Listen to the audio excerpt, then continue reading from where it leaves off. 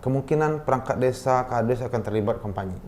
Dari jajaran Bawaslu, hari ini kami Ponasam sudah terbentuk. Kami untuk mengingatkan kawan-kawan di jajaran bawah untuk sama-sama kita mengawasi. Jangan sampai potensi-potensi ini terjadi. Assalamualaikum warahmatullahi wabarakatuh. Tribuners, kembali lagi bersama saya Hendrik Budiman dalam program Mata Lokal Memilih. Baik Tribuners, saat ini kita sudah bersama Ketua Bawaslu Kabupaten Bengkulu Tengah, Bapak Epi Kusnandar. Apa kabar Bapak? Alhamdulillah sehat. Alhamdulillah. Tribuners, Bawaslu Bengkulu Tengah telah sukses menjalankan fungsi pengawasan pada Pileg dan Pilpres 2024 yang lalu. Nah Pak Ketua, boleh diceritakan hal-hal menarik apa selama Pileg dan Pilpres 2024? Baik, terima kasih. Bismillahirrahmanirrahim. Assalamualaikum warahmatullahi wabarakatuh. Yang pertama saya mengucapkan terima kasih atas sambutan dari Tribuners untuk hadir di sini dalam rangka kami melakukan sosialisasi. Ini bagian dari proses sosialisasi yang mana tahapan pemilu 2024 sudah dilaksanakan, alhamdulillah secara keseluruhan berjalan dengan baik. Lalu kami juga akan menghadapi proses pengawasan di pemilu di Pilkada 2024. Terkait pemilu 2024 secara keseluruhan pemilu di Bengkulu Tengah berjalan dengan baik, aman, tertib, artinya tidak ada gangguan keamanan secara yang kita anggap berbahaya lah. Namun banyak hal-hal yang menjadi catatan kami di pemilu kemarin, mulai dari bagaimana kami mengawasi logistik, sehingga logistik di beberapa tempat itu ada yang pindah itu kan, ada yang tidak ada di satu TPS ada. Ini menjadi catatan kami dan ini menjadi bentuk arahan kami ke KPU untuk di pemilu kada ini menjadi catatan agar logistik itu memang tersalurkan dengan baik. Lalu catatan selainnya yaitu soal kampanye. Alhamdulillah di Bengkulu Tengah tindak pidana pemilu tidak ada yang naik, cuma ada satu yang menggantung sekarang itu gugatan di MK, di Mahkamah Konstitusi. Namun kemarin informasinya bahwa partai yang menggugat itu Partai PAN itu sudah mencabut laporannya. Namun sampai kini kami belum tahu statusnya hal tersebut, apakah gugatan tersebut baik dikategorikan dalam gugatan atau tidak, dan itu menjadi menggantung, yang masih menggantung di pemilu 2024 di Bengkulu Tengah. Lalu terkait ke penyelenggara pemilu, alhamdulillah kawan-kawan di penyelenggara pemilu sampai sekarang tidak ada gugatan, artinya penyelenggaraan kawan-kawan di lapangan semuanya sesuai prosedur. Adapun sedikit menjadi laporan-laporan masyarakat, kemarin ada laporan terkait minyak manis yang dilakukan oleh salah satu anggota DPD, dan hal tersebut tidak bisa dinaikkan ke penyidikan, cukup terhenti Gakumdu karena hal tersebut tidak bisa dibuktikan. Lalu ada laporan yang dilakukan oleh Partai Hanura terkait adanya dugaan penggunaan hak suara double gitu kan. Satu orang menggunakan dua kertas suara undangan. Namun setelah kami lakukan penelusuran, hal tersebut sama juga tidak bisa dibuktikan oleh pelapor.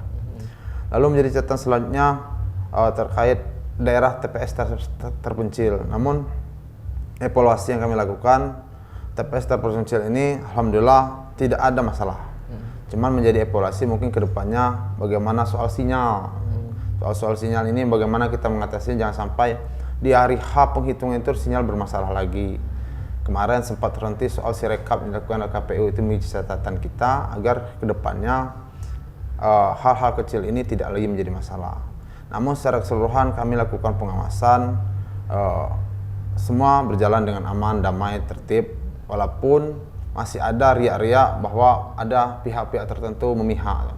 Namun kami sekali lagi menegaskan bahwa kita bekerja secara aturan. Artinya ketika memang ada problem harus disertai bukti, dan kalau memang ada hal-hal yang melanggar, kami mendorong semua masyarakat, elemen masyarakat untuk melaporkan ke Bawaslu jika memang ada penindakan pelanggaran agar hal itu bisa diproses. Itu yang kami harapkan.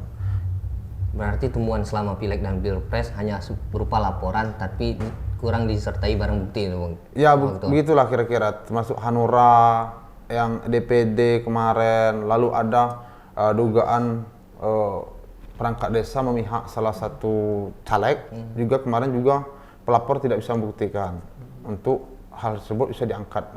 Dan alhamdulillah hari ini kami juga sudah kami dalam melakukan pengawasan ini kami diarahkan oleh pimpinan kami untuk banyak-banyak bersosialisasi untuk melakukan pencegahan. Ketika pencegahan kami maksimal, insya Allah kita tidak akan melakukan penindakan.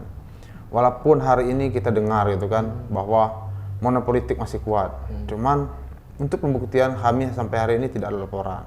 Cuman harapan kita dengan kesadaran masyarakat bahwa memang money politik itu memang sudah hilang. Itu yang kita harapkan agar pemimpin yang seperti yang menjadi cita-cita kita bersama itu bisa terwujudkan. Oke. Kini netralitas Bawaslu Bengkulu Tengah kembali diuji di Pilkada 2024. Bagaimana kesiapan Bawaslu untuk Pilkada ini saat ini, Pak Ketua? Tahapan pilkada sudah mulai berjalan. Artinya tahapan sudah berjalan. Kami bersama pemerintah daerah, dana hibah dari Pemda sudah ditransfer 40%. 60%-nya juga dalam sedang proses, kemarin sudah penertangan. Artinya tahapan pilkada pasti akan dilaksanakan. Kami sudah mulai melakukan seleksi ad hoc, yaitu di kecamatan. Hari ini kami sudah mengumumkan 30 orang anggota Panwascam yang kami seleksi dari bahasa itu exciting ya. Yaitu Panwascam yang ada sekarang dilakukan pendataan ulang. Siapa yang mau lagi daftar gitu. Ternyata dari 33 orang Panwascam dari 11 kecamatan. Jadi satu kecamatannya itu ada 3 orang Panwascam. Ada 11, jadi 33 orang. Yang mendaftar 32 orang. Namun setelah kami kan lakukan evaluasi, penilaian portofolio, CAT, 2 tahapan yang sudah dilewati. Kami seleksi terpilih 30 orang. Artinya tahapan pertama sudah kami lakukan. Selanjutnya tahapan yang kita tunggu yaitu tahapan pendataan mata pilih yang akan dilaksanakan oleh KPU. Kami juga akan lakukan pengawasan tersebut. Lalu bulan 5 ini pendaftaran calon independen juga akan dilaksanakan oleh di KPU. Kemarin saya juga menghadiri sosialisasi yang dilakukan oleh KPU. Artinya tahapan pilkada dipastikan pasti akan dilaksanakan dan pastikan. Kami dari Bawaslu memastikan bahwa kami akan melaksanakan tugas dan wewenang kami sebagaimana mestinya.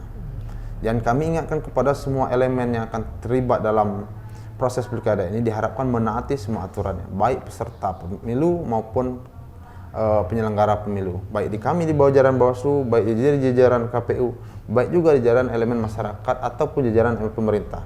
Kami juga sudah menyurati kalau di Benteng sekarang PJ Bupati ya.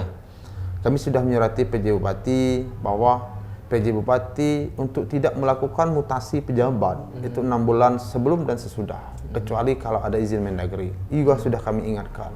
Artinya kami terus melakukan upaya melakukan sosialisasi, mengingatkan apa yang menjadi kemungkinan yang terjadi, termasuk perangkat desa, termasuk ASN. Kami juga sekarang lagi melakukan kerjasama dengan pemerintah daerah agar pemerintah daerah mengingatkan kawan-kawan di ASN untuk terlibat langsung dalam praktis. Memilih pasti, mendukung jangan, karena itu berefek. Efek terburuknya lah pemberhentian selaku ASN, pemberhentian selaku perangkat desa. Karena kami, mohon maaf, kami hanya menjalankan tugas yang sudah diatur oleh undang-undang. Kalau keinginan kami tidak ingin menyakiti orang lain kan. Cuman tidak mungkin kami membiarkan satu pelanggaran untuk apa ada kami di Bawaslu, kira-kira begitu. Untuk potensi pelanggaran ini seperti apa yang sering terjadi nih dari awal tahapan hingga penghitungan suara nanti, Pak Ketua? Kalau potensi banyak, artinya potensi per tahapan pasti ada potensi. Sekarang kawan-kawan KPU sedang melakukan seleksi ad hoc-nya, baik di PPK sudah penutup pendaftaran, sekarang PPS pun buka pendaftaran. Artinya potensi-potensi misal mereka merekrut orang yang masuk dalam partai politik. Nah, itu potensi yang mungkin terjadi. Lalu mereka merekrut orang-orang yang terlibat pernah mungkin bermasalah di penyelenggara pemilu. Lalu potensi selanjutnya pendataan mata pilih. Pasti ada potensinya yang mana mungkin terdata lagi orang sudah meninggal, orang yang sudah pindah terdata lagi. Akhirnya apa? Pada saat hari memilih terjadi problem. Lalu ada orang tidak terdata, orang masyarakat Benteng tidak terdata, akan jadi problem. Lalu potensinya lah perpindahan mata pilih itu dari daerah satu daerah berbondong-bondong ramai eksodus kan. Itu potensi yang mungkin terjadi. Artinya untuk minimalisir potensi tersebut, kami dari jajaran Bawaslu hari ini kami Panwascam sudah terbentuk. Kami untuk mengingatkan kawan-kawan di jajaran bawah untuk sama-sama kita mengawasi jangan sampai potensi-potensi yang terjadi. Kalau di masa kampanye pasti banyak. Yang banyak itu di masa kampanye pada saat memilih. Itu potensi banyak terjadi. Kampanye pelibatan ASN, pelibatan pihak-pihak perangkat desa. Kalau di Benteng itu kan karena perangkat desa lah yang sering dilibatkan. Kenapa? Kades itu menjadi apa nih tumpuan orang yang berkuasa kan. Makanya kita ingatkan betul Pak Kades, janganlah terlibat, jangan nanti ketika ada laporan kami juga yang direpotkan. Makanya kita kuatkan di pengawasan agar tidak dilakukan pelanggaran-pelanggaran.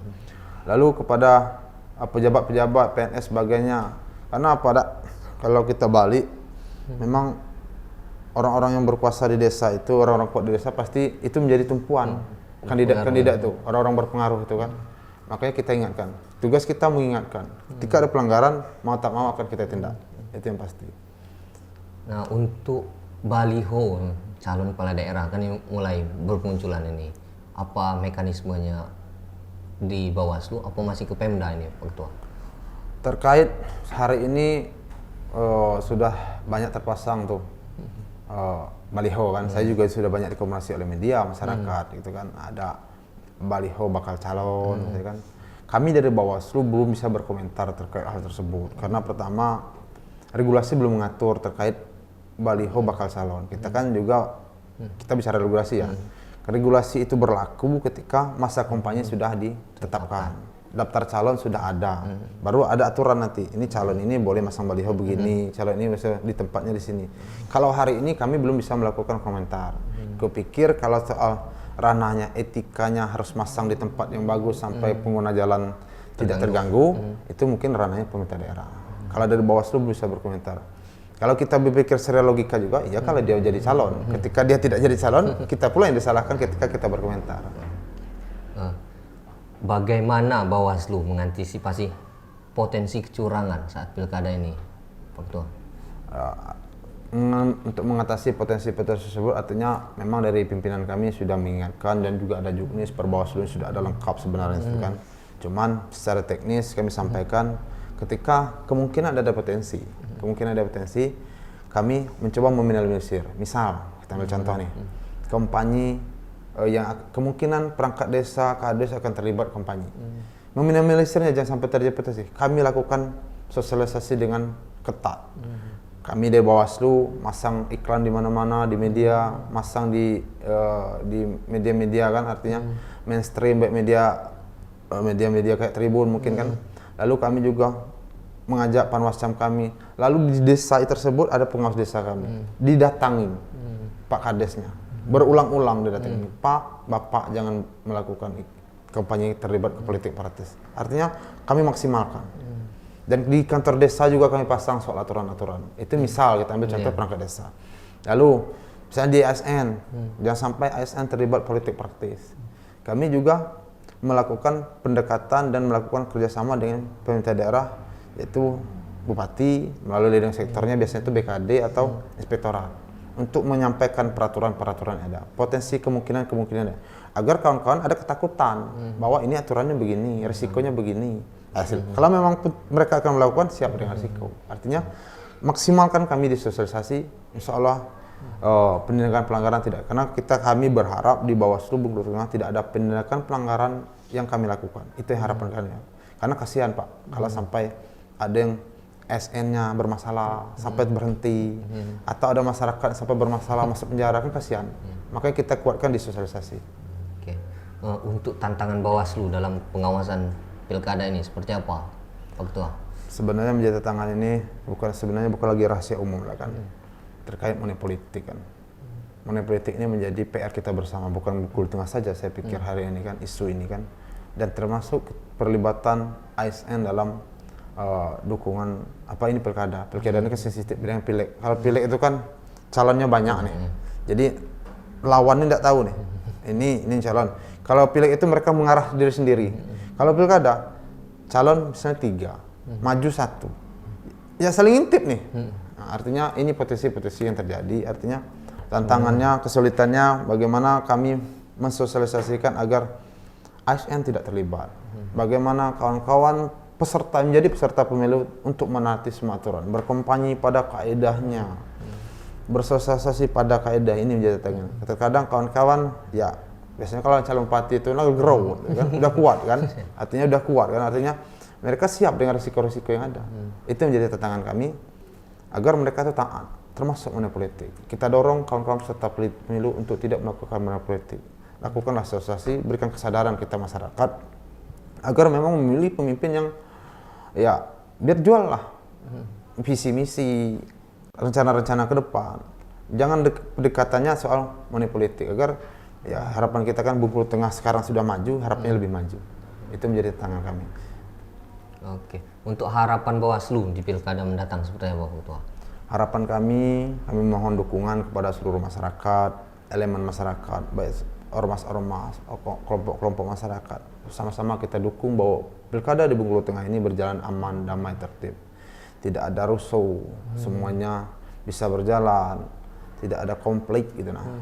Dan kita harapkan juga seluruh masyarakat dapat hadir ke TPS pada bulan November nanti. Kita sama-sama memilih pemimpin kita, dan kita harapkan mendapatkan pemimpin yang amanah, yang baik, bisa memajukan Kabupaten Bengkulu Tengah ini. Untuk closing statementnya Pak Ketua seperti apa ini, Pak Ketua? Kami dari Bawaslu Bengkulu Tengah dalam hal ini mengucapkan terima kasih kepada seluruh masyarakat Bengkulu Tengah atas support dan partisipasinya, baik keamanan, baik pemerintah daerah sampai ke desa, atas dukungannya selama pemilu di 2024 kemarin. Alhamdulillah semua berjalan dengan baik, tak ada halang-halangan yang berarti.